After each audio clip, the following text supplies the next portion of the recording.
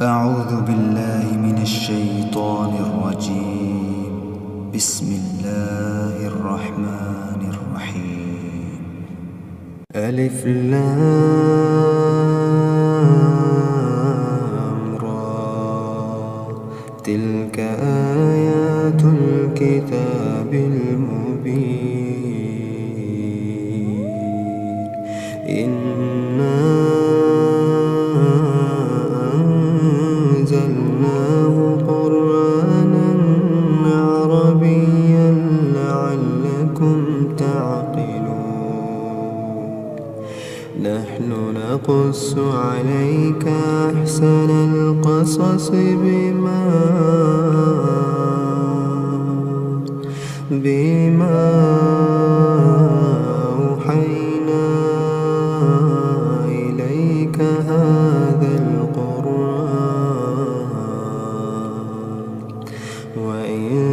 كنت من قبله لمن الغافلين. إذ قال يوسف لأبيه يا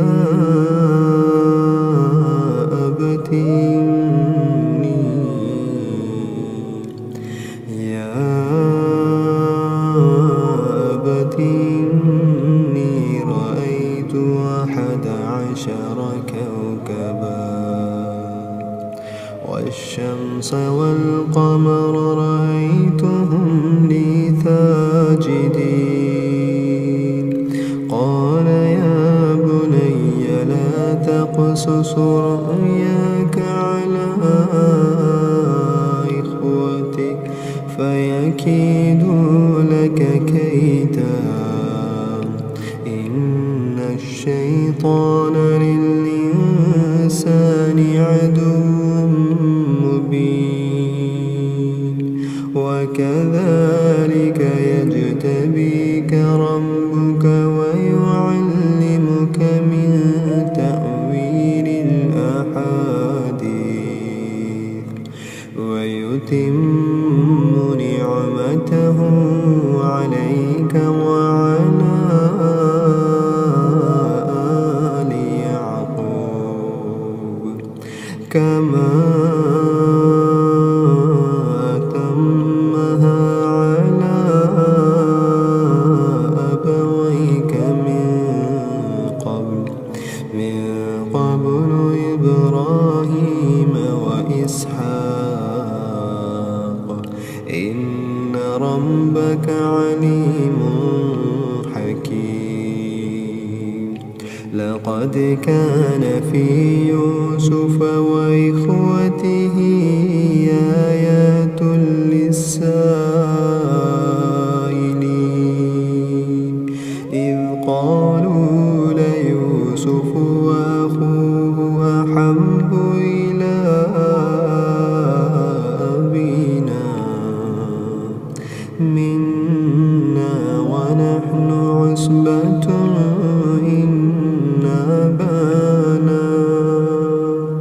إن أبانا لفي ضلال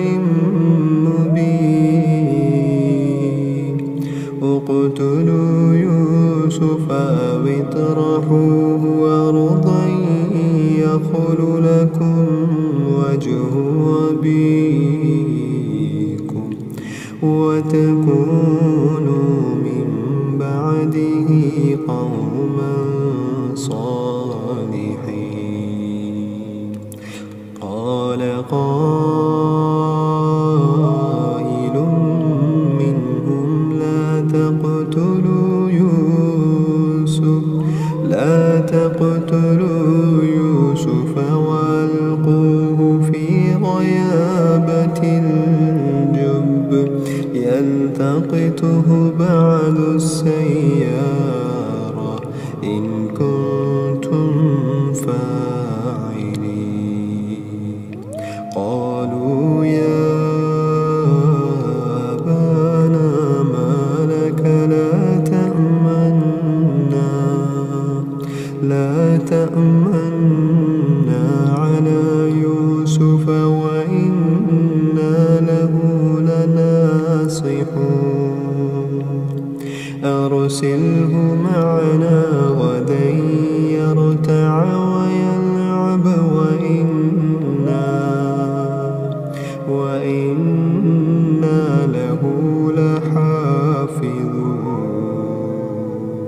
قال إني ليحزنني أن تذهبوا بي وأخاف أن يأكله الذئب وأنتم عنه غافلون قالوا لئن أكله الذئب ونحن عصبة إنا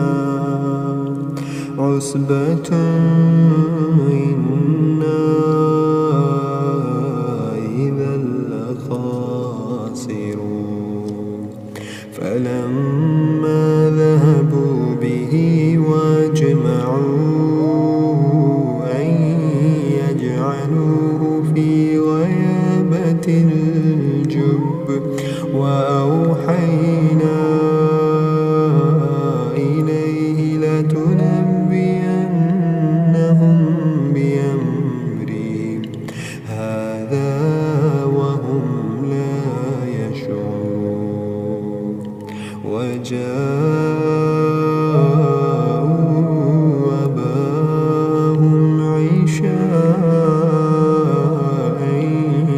يبكون قالوا يا أبانا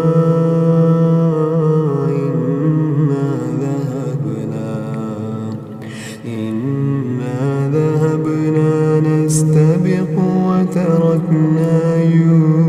يوسف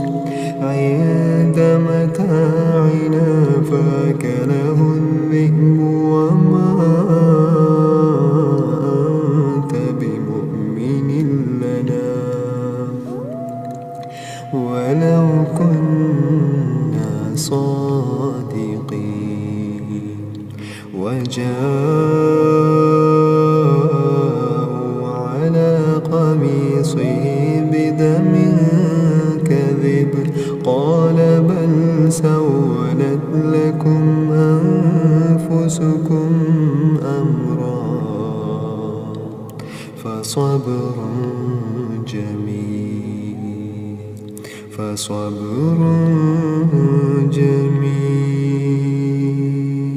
والله المستعان على ما تصفون وجاءوا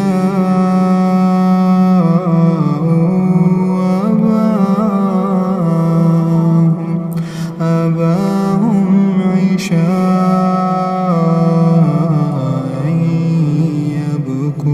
يبكون قالوا يا أبانا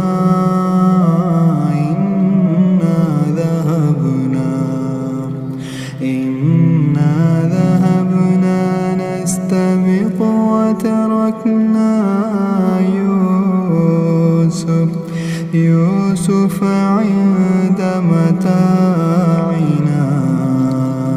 فأكله الذئب وما أنت بمؤمن لنا ولو كنا صادقين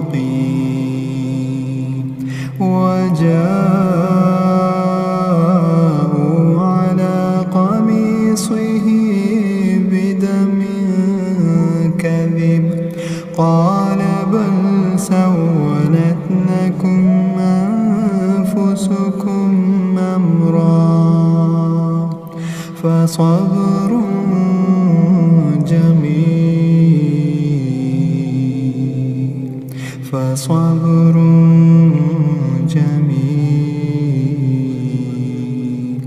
والله المستعان على ما تصفون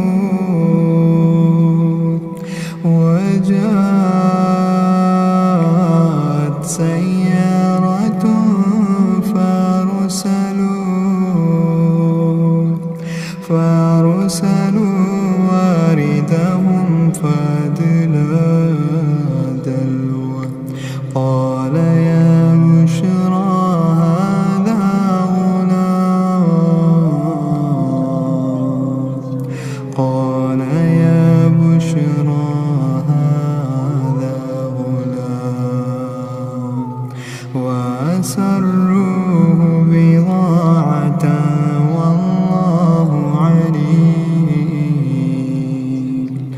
والله عليم بما يعملون وشروه بثمن بخس دراهم معدودة وكانوا فيه من الزاهدين وقال الذي اشتراه من مصر لامرأته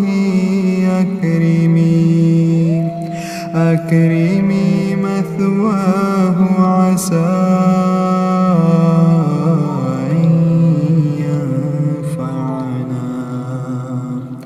أن ينفعنا أو نتخذه ولدا وكذلك مكنا ليوسف في الأرض ولنعلمه من تأويل الأحاديث والله غالب على أمره ولكن أكثر الناس لا يعلمون ولما بلغ أشده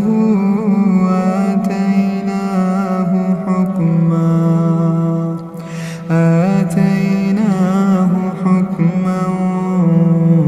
وعلما وكذلك نجزي المحسنين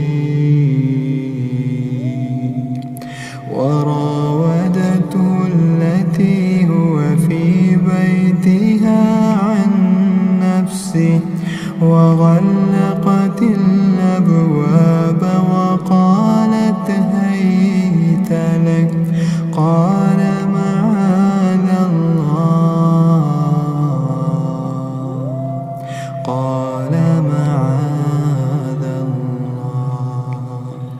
إنه ربي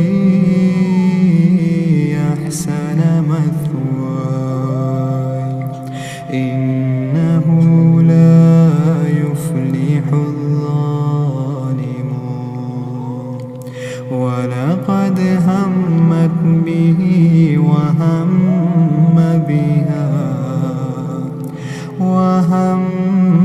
بها لولا برهان ربي كذلك لنصرف عنه السوء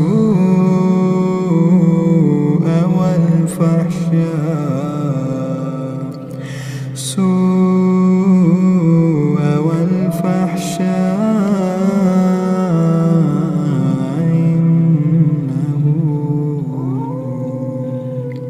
إنه من عبادنا المخلصين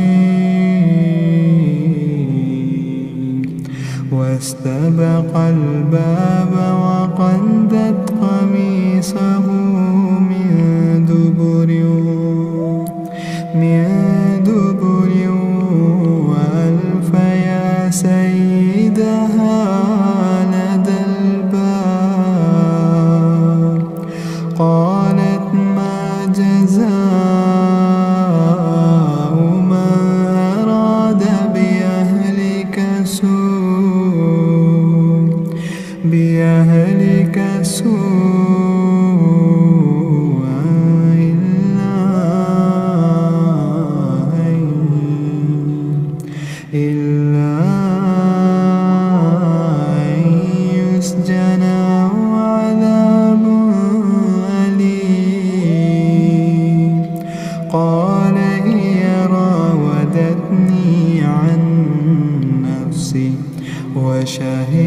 شاهد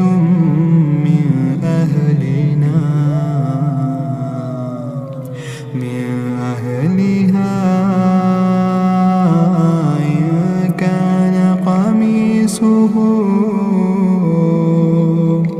إن كان قميصه قد من قبل فصدقت وهو من الكاذبين وإن كان قميصه قد من دبر فكذبت وهو من الصادقين فلما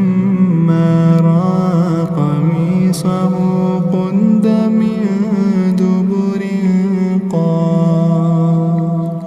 قال إنه من كيدكن إن كيدكن عظيم يوسف أعرض عن هذا واستغفري لذنبك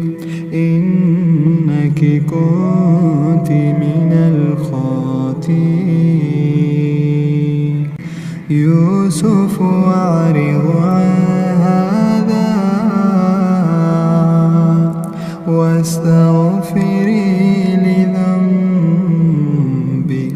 إنك كنت من الخاطئين وقال نسوة في المدينة امرأة العزيز تراود فتاها عن نفسه قد شغفها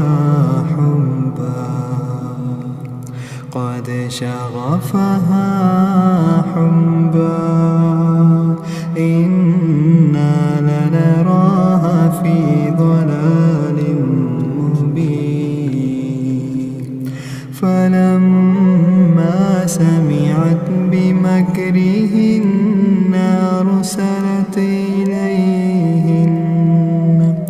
إليهن وأعتدت لهن متكئا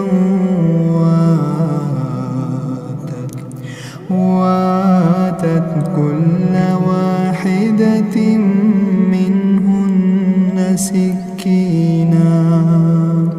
وقالت اخرج عليهن فلما رأينه أكبرنه وقطعن أيديهن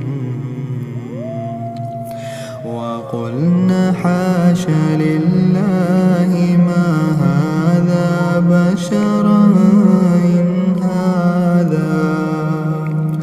إن هذا إلا ملك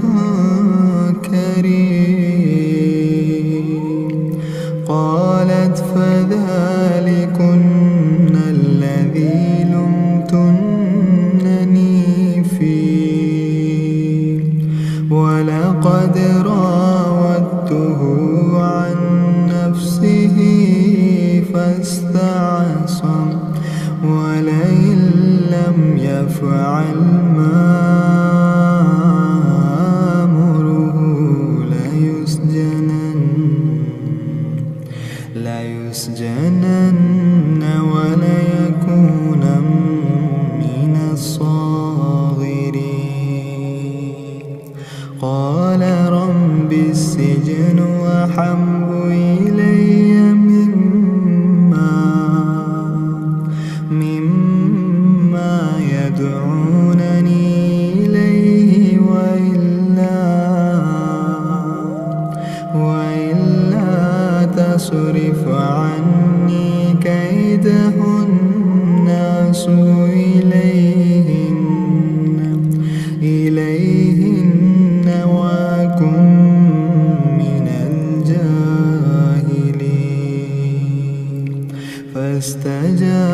فاستجاب له ربه فصرف عنه كيدهن إنه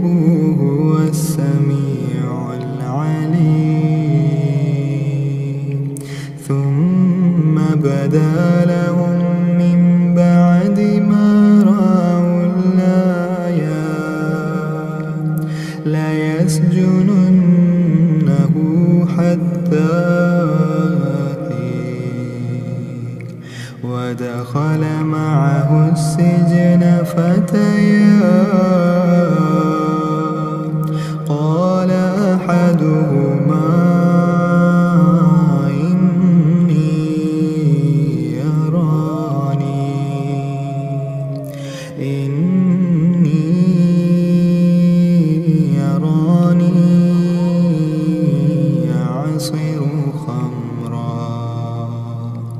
وقال الآخر إني أراني أحمل فوق رأسي خبزا تأكل الطير منه نبئنا بتأويله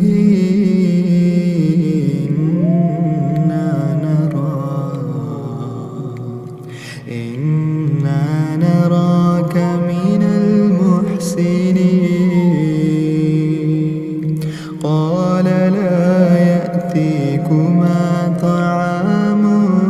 ترزقانه إلا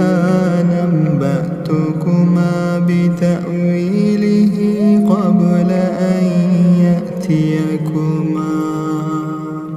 ذلكما مما علمني ربي إني تركت ملة قوم لا يؤمنون بالله وهم بالآخرة هم كافرون.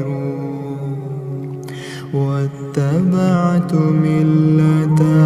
آبائي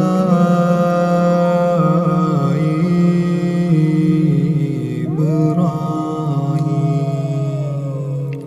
وإسحاق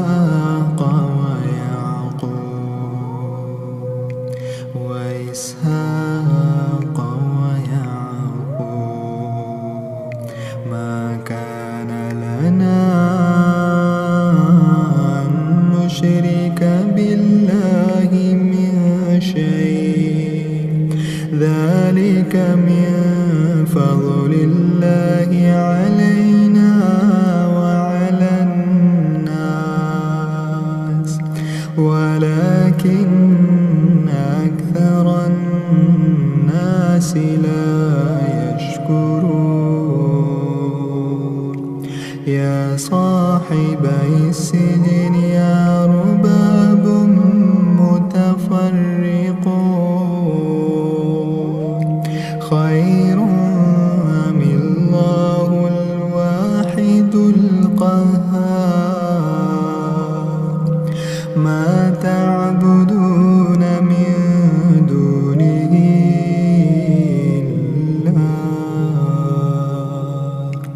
إلا أسماء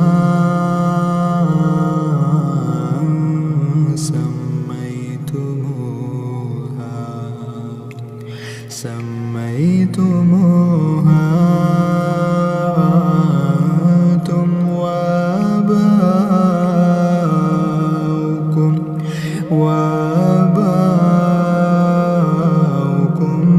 ما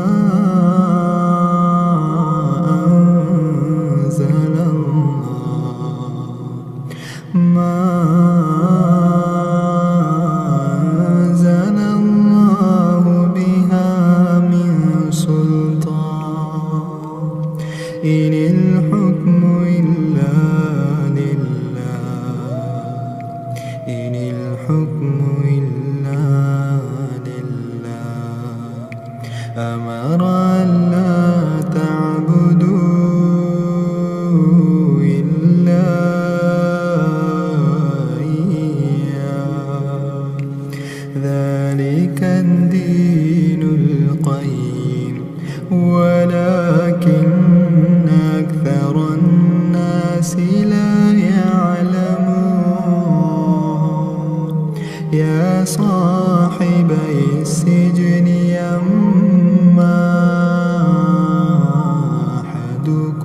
ماء فيسقي ربه خمرا وأما الآخر فيصلب فتأكل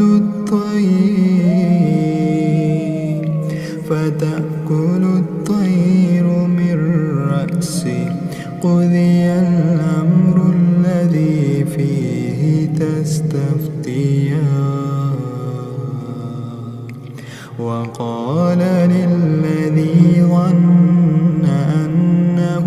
ناج منهما اذكرني عند ربك فأنساه الشيطان ذكر ربه فلبث في السجن بضع سنين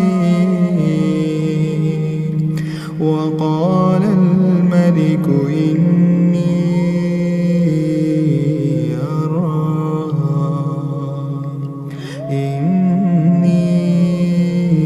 أرى 7 بقرات سمان يأكلهن 7 عجاف و7 سنبلات خضر وأخر يابسات يا أيها الملأ وافتوني في رؤياي إن كنتم للرؤيا تعبرون قالوا أضغاث أحلام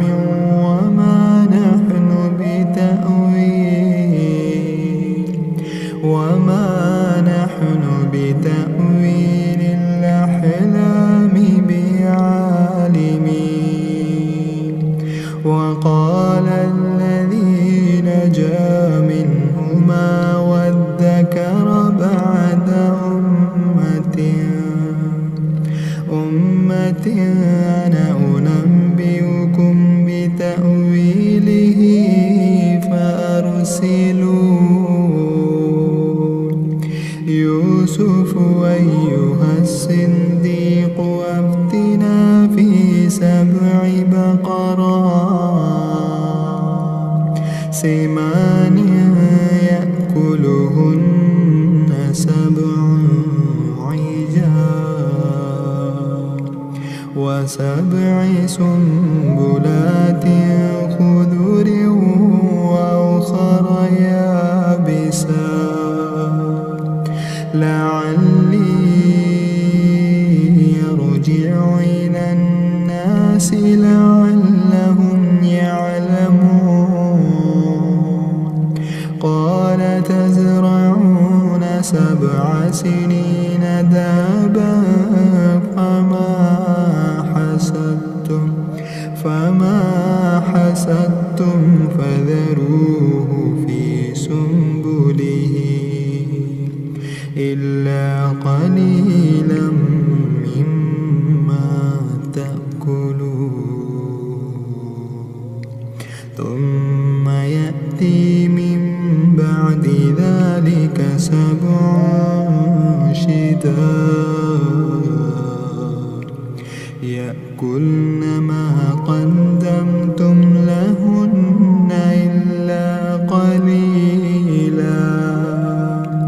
إلا قليلا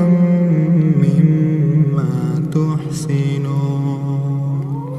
ثم يأتي من بعد ذلك عام فيه يغاث الناس وفيه يعصرون وقال الملك ائتوني به فلما جاءه الرسول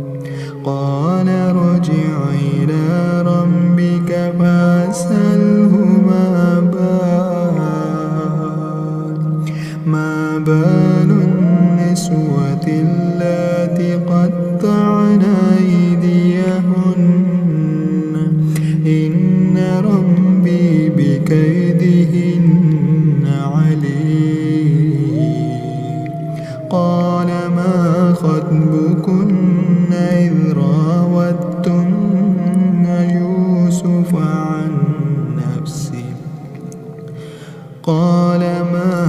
خطبكن إذ راوتن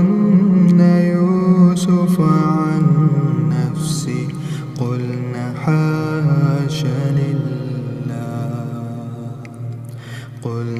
حاشا لله ما علمنا عليه من سوء. قالت امرأة العزيز الآن حسحس الحق وأنا راودته عن نفسه وإنه لمن الصادقين. ذلك ليعلم أني لم أخنه بالغيب وأن الله لا يهدي كيد الخائنين. وما أبرئ نفسي إن النفس لأمارة بالسوء إلا ما رحم ربي إن ربي غفور رحيم. وقال الملك ائتوني به يستخلصه لنفسي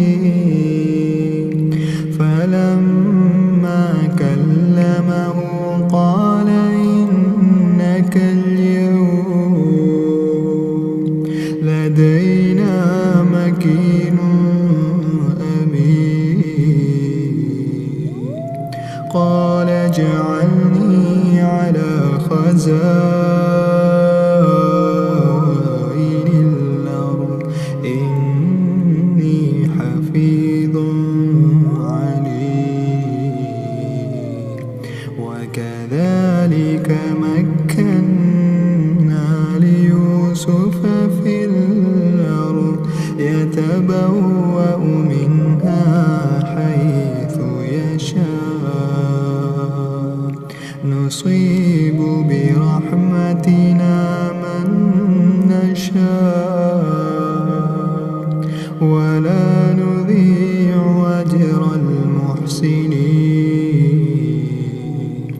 ولأجر الآخرة خير للذين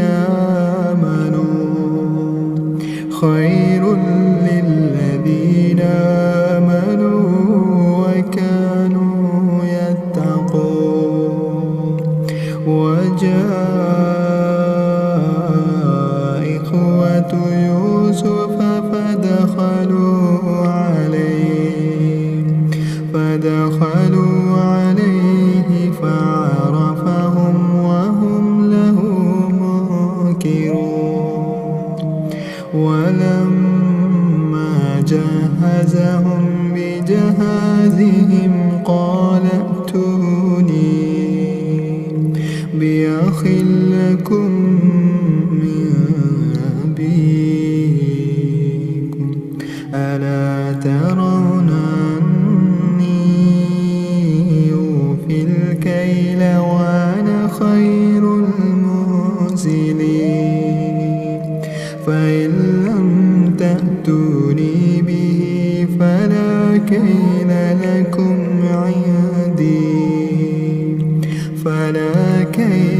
لكم عندي ولا تقربون. قالوا سنراود عنه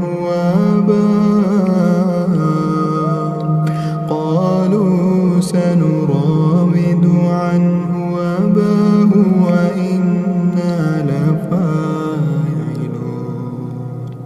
وقال لفتيانه اجعلوا بضاعتهم في رحالهم لعلهم يعرفونها إذا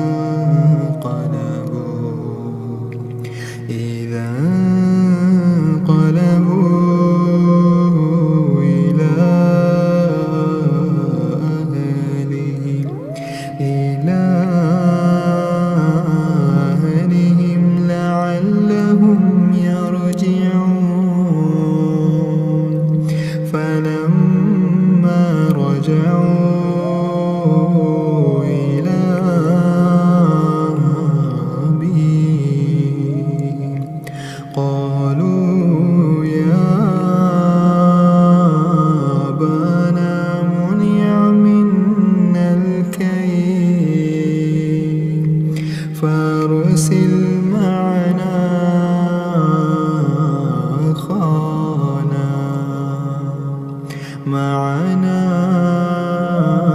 قال نقتل وإنا له لحافظون قال هل آمنكم عليه إلا كما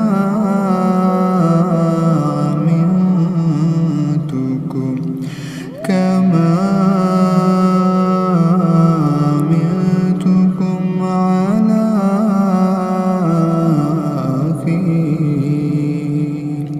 على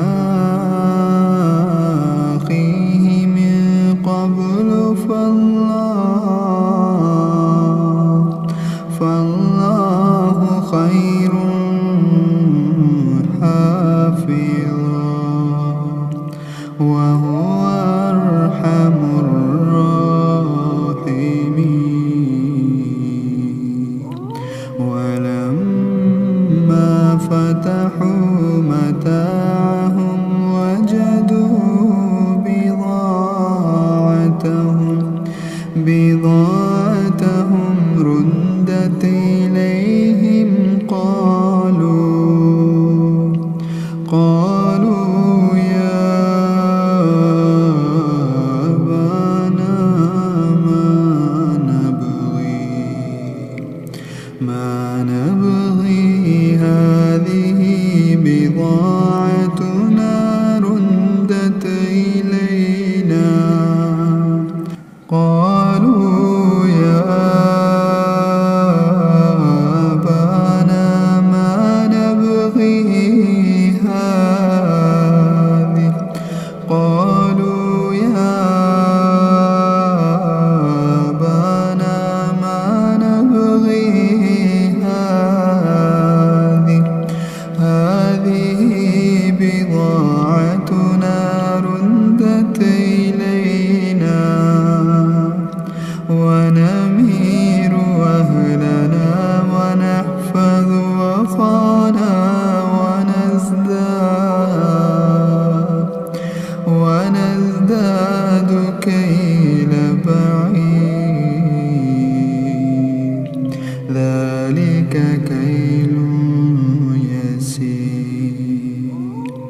ذلك كيل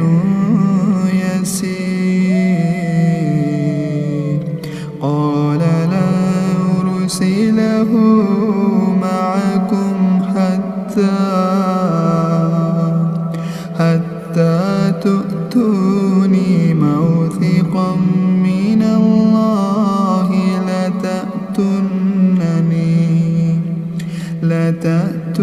لتأتونني به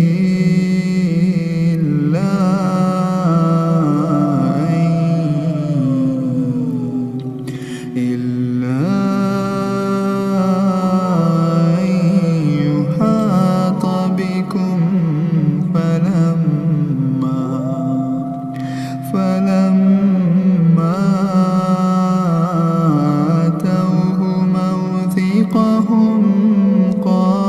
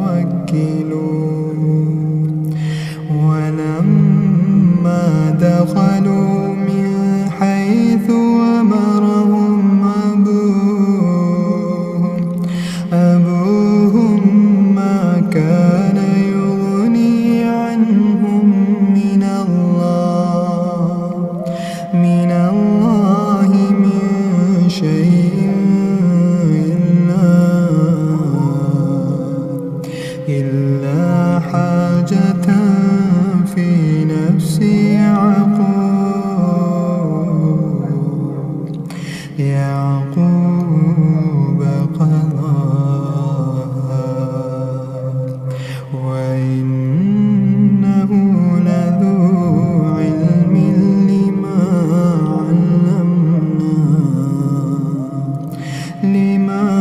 علمناه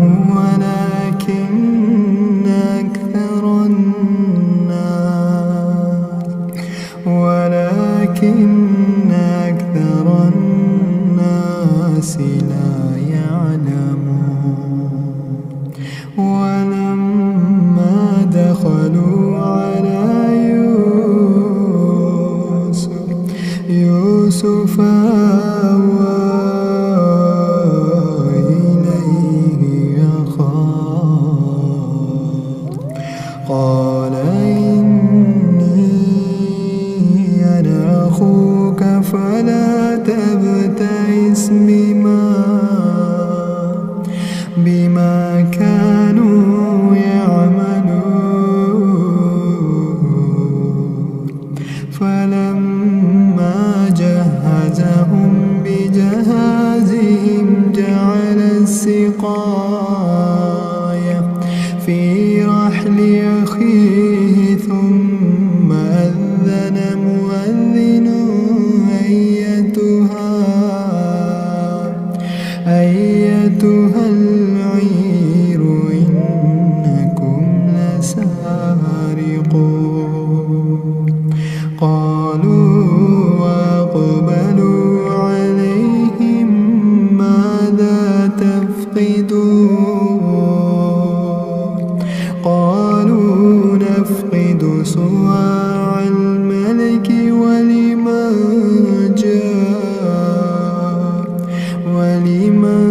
جاء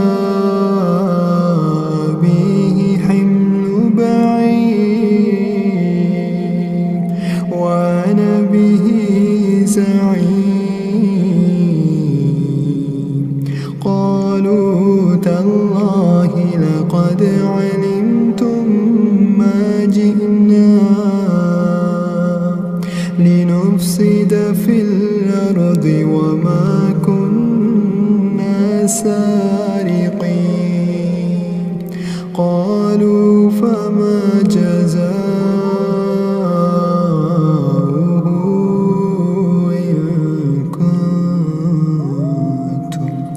إن كنتم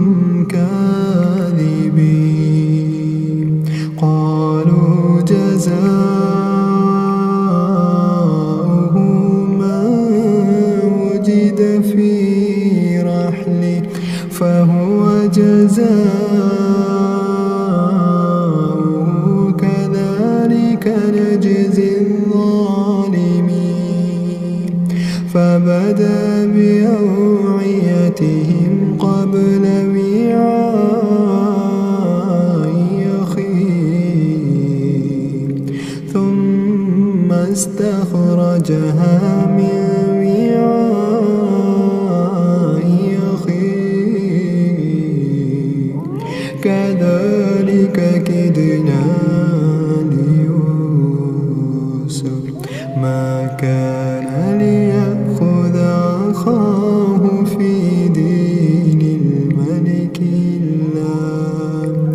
في دين الملك إلا أن يشاء الله نرفع درجات من نشاء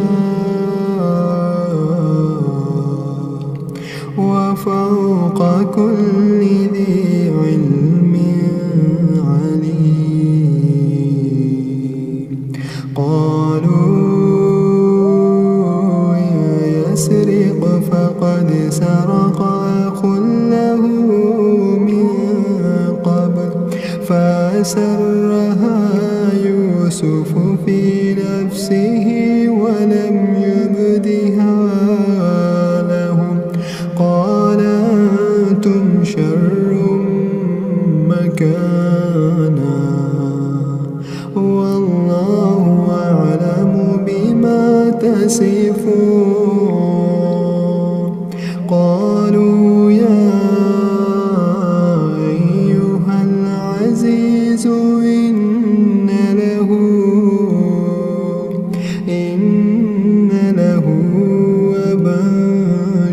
شيخا كبيرا فخذ أحدنا مكانه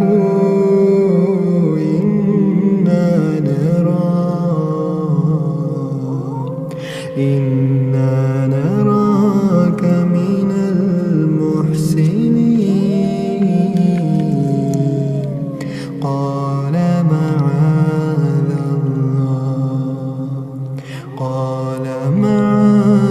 الله أن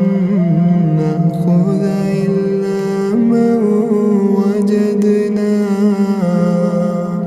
وجدنا متاعنا عنده إنا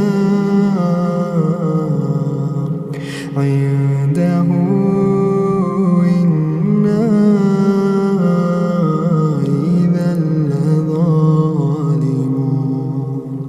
فلما استيئسوا منه خلصوا نجيا قال كبيرهم ألم تعلموا أن أباكم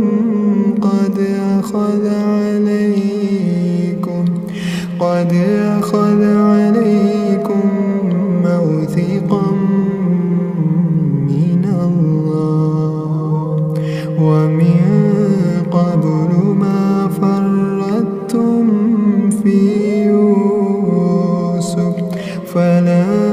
أبرح الأرض حتى يأذن لي أبي أو يحكم الله لي وهو خير الحاكمين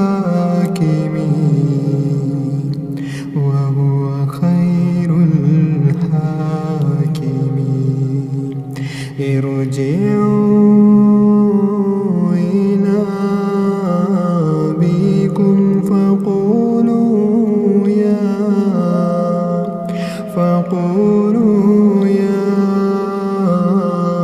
أبانا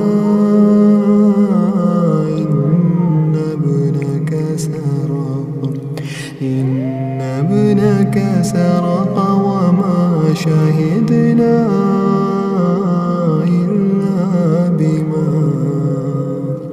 إلا بما علمنا وما كنا للغيب حافظين واسأل القرية التي كنا فيها والعير التي يقبلن فيها وإنا لصادقون قال بل سولت لكم أنفسكم أمرا فصبر جميل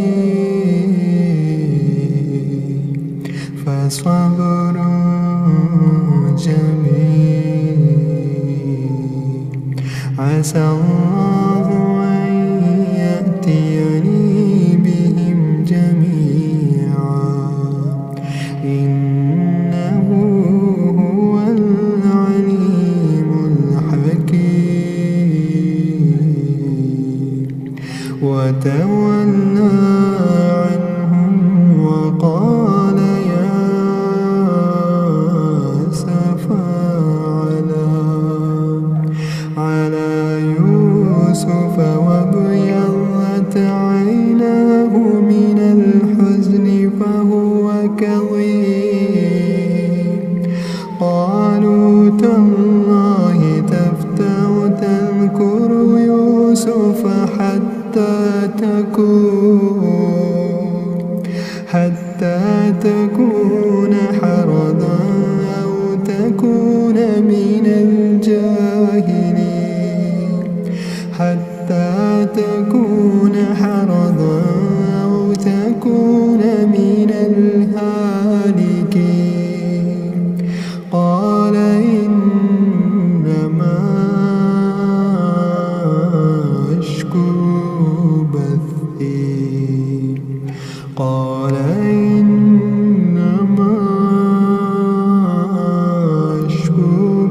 خوفي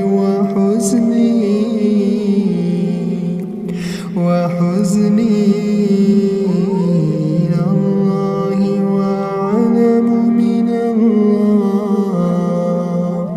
وأعلم من الله ما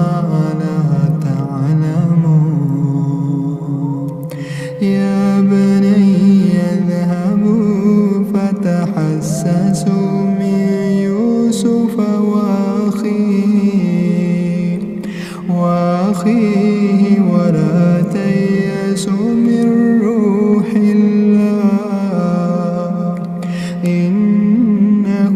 لا ييأس من روح الله إلا القوم الكافرون. فلما دخلوا عليه قالوا يا أيها العزيز مسنا وأهلنا الضر وجئنا ببضاعة مزجنة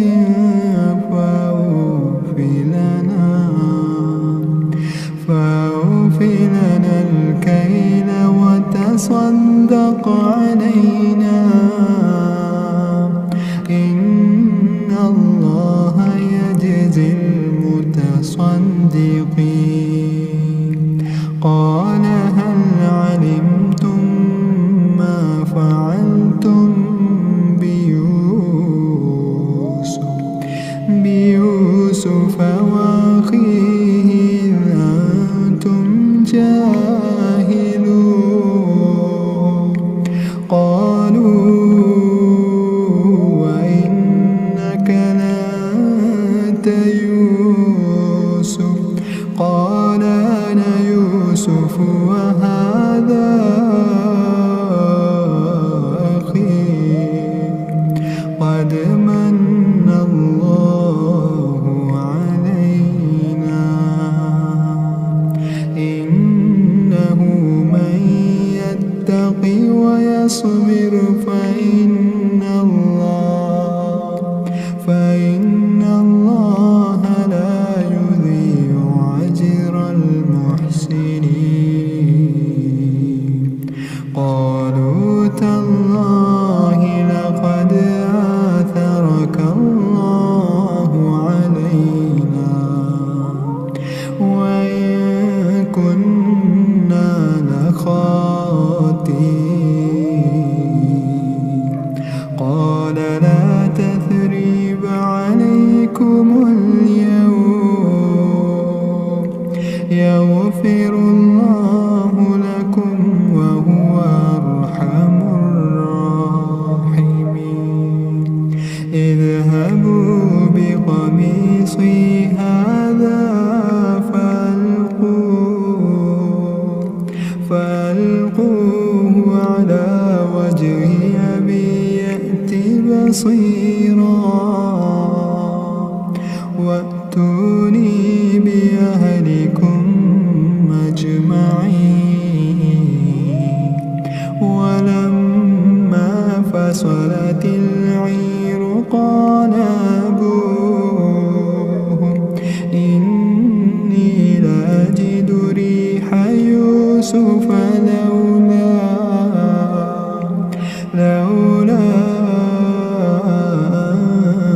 تفندون. قالوا تالله إنك لفي ضلالك القديم. ولما فصلت العير قال أبوهم إنا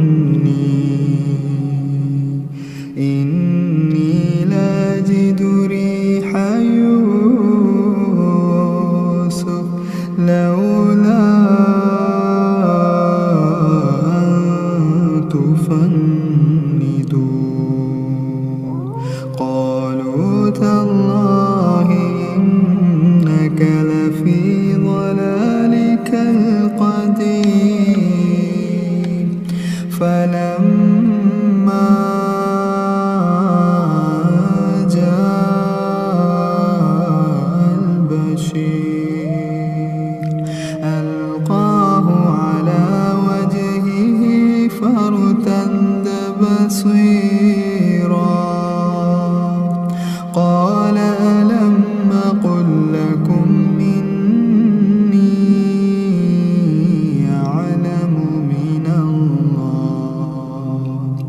أعلم من الله ما لا تعلمون قالوا يا أبانا استغفر لنا ذنوبنا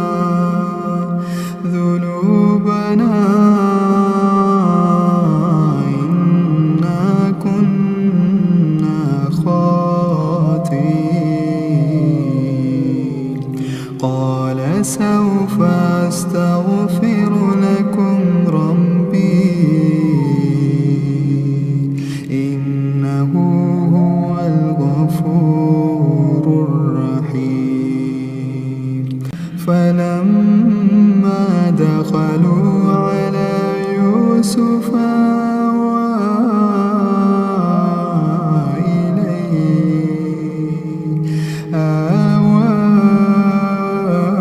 إليه أبويه وقال ادخلوا مصر إن شاء الله آمنين ورفع أبويه على العرش وخروا له سجدا وقال يا أبت هذا تأويل رؤياي من قبل قد جعلها ربي حقا وقد أحسن بي إذ أخرجني من السجن وجاء بكم من البدو من بعد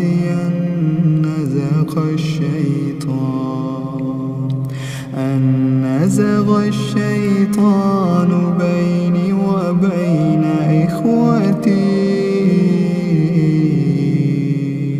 إن ربي لطيف لما يشاء إنه هو العليم الحكيم رب قد آتيتني من الملك وعلمتني من تأويل الأحاديث فاطر السماوات والأرض أنت ولي في الدنيا والآخرة توفني مسلما والحقني بالصالحين ذلك من أنباء الغيب نوحي إليك وما كنت لديهم إذ أجمعوا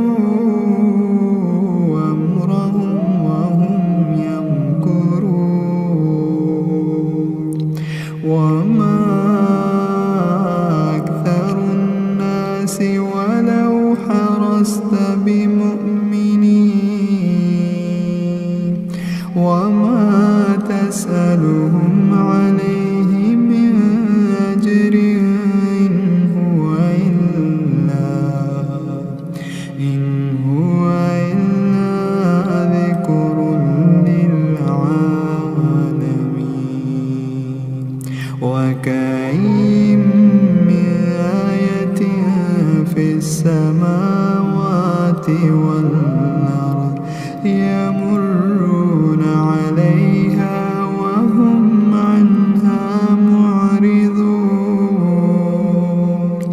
وما يؤمن أكثرهم بالله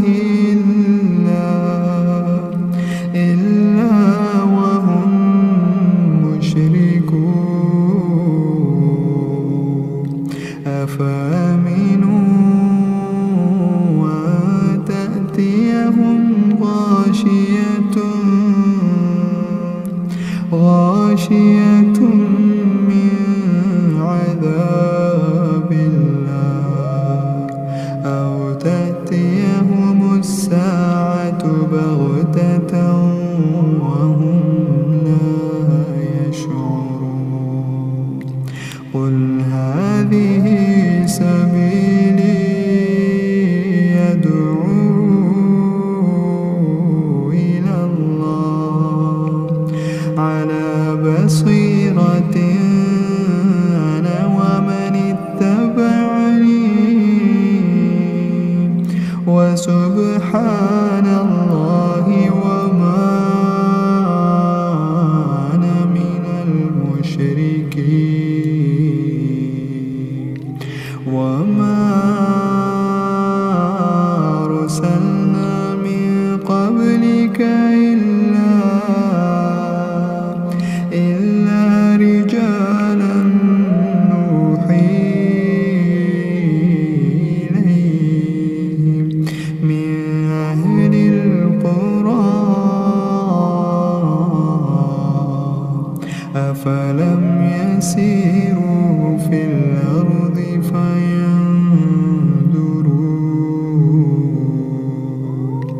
فينظروا كيف كان عاقبة الذين من قبلهم ولدار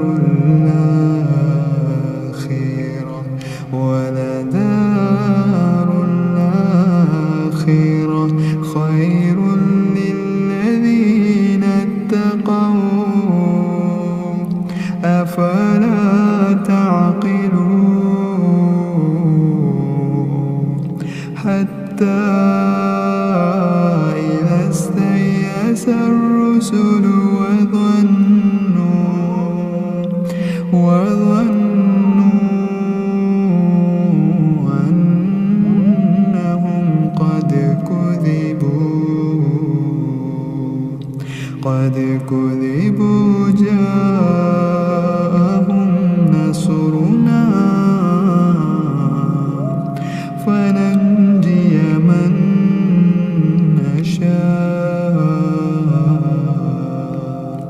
فننجي من نشاء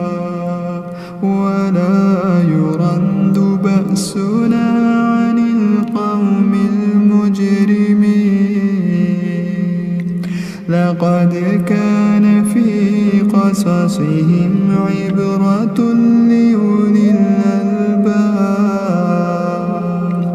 ما كان حديثا يفترى ولكن تصديق الذي بين يديه وتفصيل كل شيء